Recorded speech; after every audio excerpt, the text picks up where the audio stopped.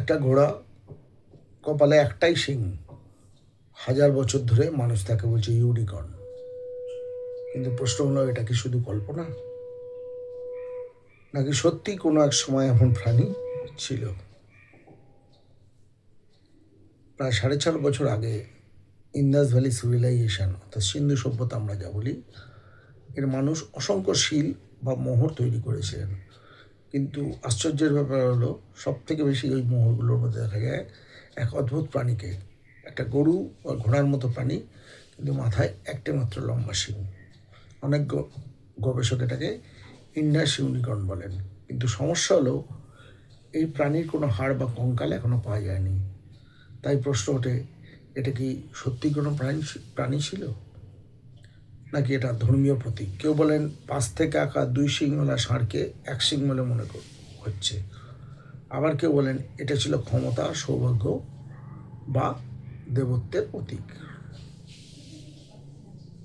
শুধু ভারত নয়, পৃথিবীর বহু সভ্যতায় এই ইউনিকর্নকে দেখা যায়। গ্রীসের প্রাচীন লেখক সিটিসিয়াস দাবি করেছিলেন ভারতে এক শিংওয়ালা বন্য প্রাণী আছে।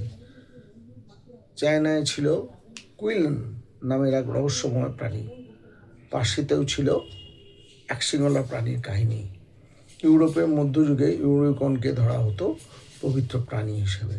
অনেকে বিশ্বাস করতো ইউনিকর্নের শিং বিষ শনাক্ত করতে পারে, তাই রাজারা ইউনিকর্ন হর্ন কিন্তু বিপুল দামে। পরে দেখা যায় সেগুলো অনেকটাই ছিল নারভেল নামে সামুদ্রিক প্রাণীর দাঁত। তাহলে ইউনিকর্ন কি সত্যিই ছিল? এখন আসি সবচেয়ে ইন্টারেস্টিং অংশে। বিজ্ঞানীরা একটি বিলুপ্ত প্রাণীর কথা বলেন, এলাস্থোমোথিরিয়াম। এটাকে অনেকে সাইবেরিয়ান ইউনিকর্ন বলেন। এটা ছিল বিশাল আকৃতির গন্ডারের মতো।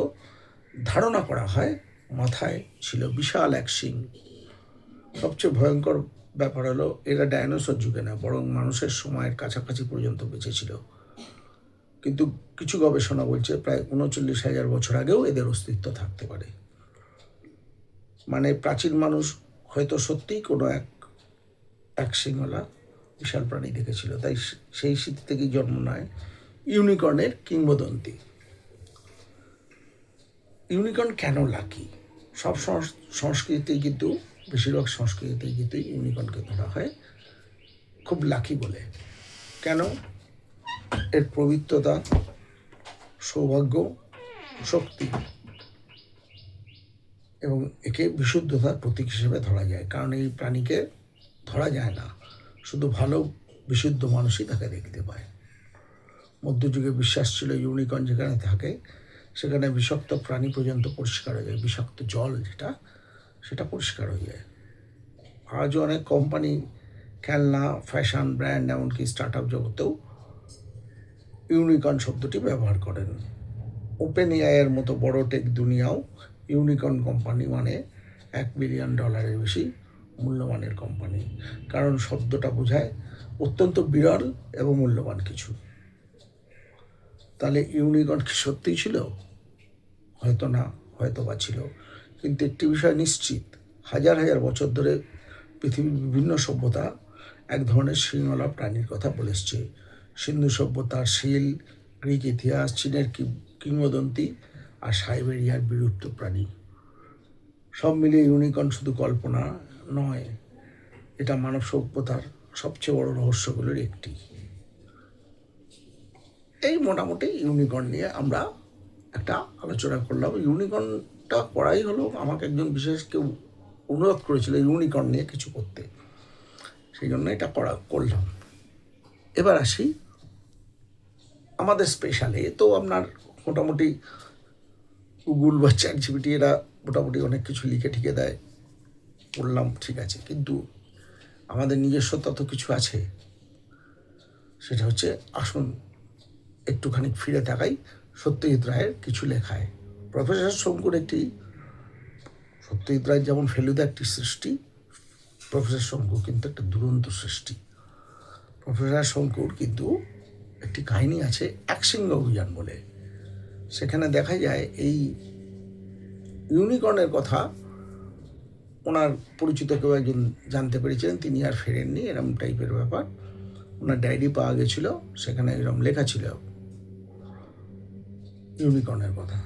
তা জায়গাটি হলো তিব্বত। তিব্বতের এমন একটা অঞ্চল যেটা আনএক্সপ্লোর ছিল, কারণ যখন সত্যজিৎ রায় কাহিনী লিখছেন তখন কিন্তু তিব্বতের বহু অংশ আনএক্সপ্লোর ছিল, মানে মানুষের পা পড়েনি এরম অংশ ছিল।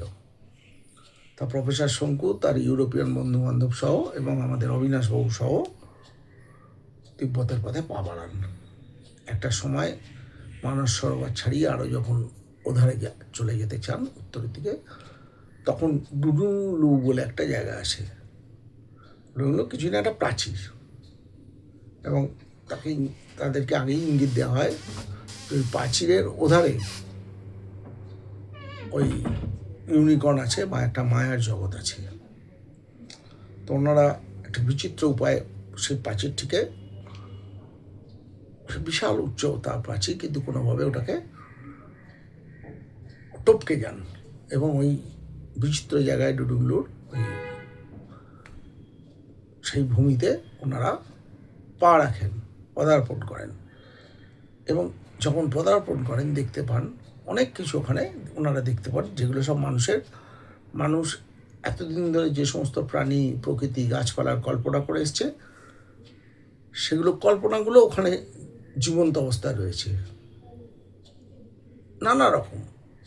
এই করতে করতে ড্রাগন দেখতে পান, আগেকার এই কোমোডো ড্রাগন না, এমনি ড্রাগন দেখতে পান, আরও অনেক কিছু দেখতে পান, পাখি ইত্যাদি, নানা রকম প্রজাতির আপনার গাছপালা, পারিজাত ফুল ইত্যাদি এসব দেখতে পান। সব থেকে ইন্টারেস্টিং হচ্ছে ওনারা ওখানে এক পাল ইউনিকর্ন দেখতে পান। যাই হোক, পরবর্তী ঘটনাটা খুব মার্কোভিচ বলে একজন, সে একটি ওখান থেকে ইউনিকর্ন ধরে পাঁচিল টপকাতে যায়, তখন ইউনিকর্নটি ভ্যানিশ হয়ে যায়। ওনারাও এখানে ফিরে আসেন, এপারে পাঁচিলের এপারে কোনোভাবে চলে আসেন, এবং একটা জিনিস কিন্তু পরবর্তীকালে ওনারা আলোচনা করে ঠিক করেন যে ওখানে কেন এগুলো দেখা যায়।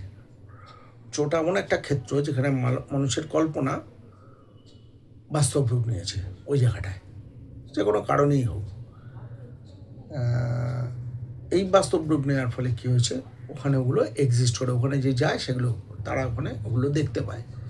কিন্তু সেটা ওই ক্ষেত্রের মধ্যেই সত্য, ওই ক্ষেত্রের বাইরে এলেই সব ভ্যানিশ হয়ে যায়, কারণ এই বিষয়টা কল্পনা।